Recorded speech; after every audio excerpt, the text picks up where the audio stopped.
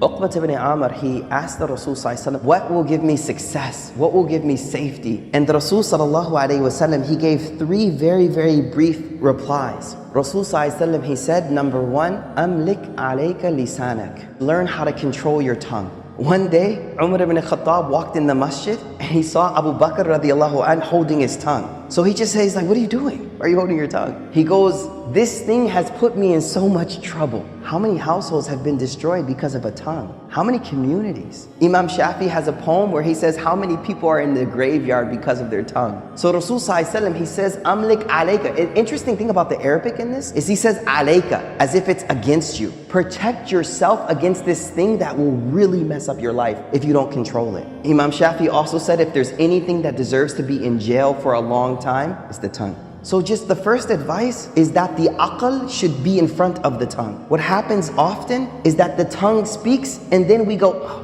what did I just say? The reason a word is called a lafadh, in Arabic, lafadh just means to like throw something, right? Because it's like an arrow. Once you shoot it, you can't get it back. You say something to your daughter, your wife, your brother, your sister one time, the rest of their life they'll remember. You can apologize for 10 years, but it stays there. And that's why Imam Shafi says, the cut from the sword will heal, but the cut from the tongue will never heal. The way we learn how to speak, you know how when you have an infant, a toddler, and we celebrate speech, we're like, the first word, and then they never shut up after, right? So they say the same way we learned how to speak and we focus so much on how to speak, we also need to learn silence as well. You know, remember when we were small, we used to put kids in timeout? Timeout, don't say anything, just sit there quietly. I think a lot of us adults need some timeout, you know what I mean? So learn how to be quiet more, number one.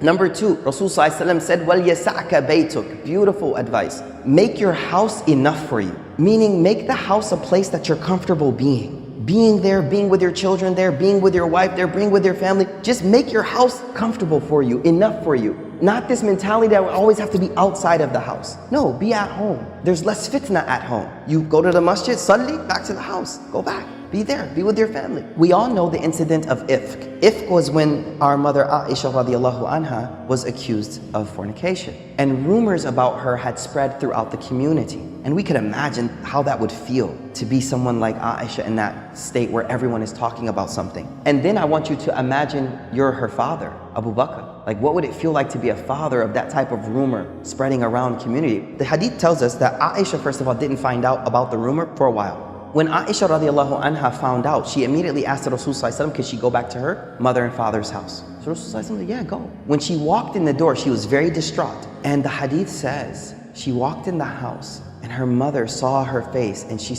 immediately started to comfort her. But Aisha says, when I walked in the house, I could hear my father on the roof of the house reciting Quran. There's a communal problem with your own family. But where is he at? He's on the roof of his house, وَلْيَسَعْكَ بَيْتُكَ, and he's reciting Quran. Now that doesn't mean he didn't do anything to try to fix it, but I think sometimes we need to realize that sometimes the most I can do is focus on my relationship with Allah. And that's what he was doing. He wasn't being not active. He was saying, you know what? Maybe this is out of my hands and maybe I need to focus on my relationship with Allah. The third advice Rasul sallallahu alaihi wasallam says, now this is important. Where's our mental focus at? What are we focusing on in life? Rasul sallallahu alaihi wasallam, he wants to direct our priorities. The end of this hadith says, وَابْكِ عَلَى خَطِئَتِكَ. Cry over your sins. Now, the only way you'll cry over something is when it's a priority in life and when you focus on it. And so what I feel this hadith does for me is it reminds me that there are a lot of problems in the world right now, whether they be global, whether they be communal, whatever they may be. But the thing that my heart should be primarily preoccupied with are my sins. How many of you have actually today thought over your sins? I think if we were honest, only a few of us may have actually sat and thought over them, let alone cry. See, we won't cry over them unless we actually take the first step and mentally prioritize them and think about them.